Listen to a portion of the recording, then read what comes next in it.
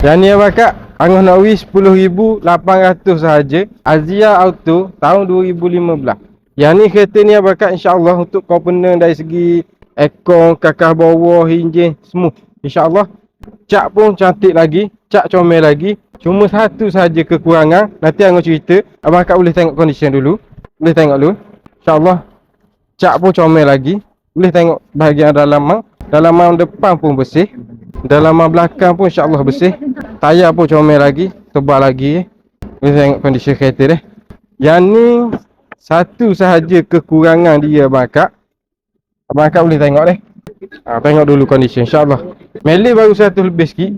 Yang nak ceritanya, okey, abang kak perasan tak tengok kondisi kereta. Gear yang lain semua smooth. Belakang je ada sentak sikit. Angah masuk arc. Itu sahaja abang kak. Yang Angah boleh kata untuk pertanyaan Angah lah. Dengan pomeng boleh dikatakan selenok dia kurang bersih lah. Untuk suspek yang pertama. Yang keduanya boleh kata untuk gearbox pun boleh jadi. Tapi hak tu sahaja, yang lain tak ada masalah. Kereta kalau bila bawa ke gapa tak ada menyebabkan gear tu tersentak ke gapa. Macam Angah royak abang kak, kereta second hand ni Angah penjual pembeli pun dah terkena macam ni, biarlah. Angah kira dengan harga pun Angah mari yang ni abang kak dah 10,600.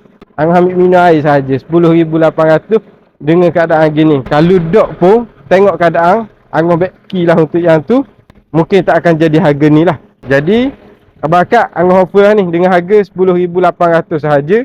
Abang kak boleh mari tengok dulu, test dulu depan-depan. Baru tahu, insya-Allah. Tak ada masalah tu je sikit. Boleh tengok kondisi kereta. Hari-hari berusaha demi keluarga. Anggoh cari makan, kerja siang malam.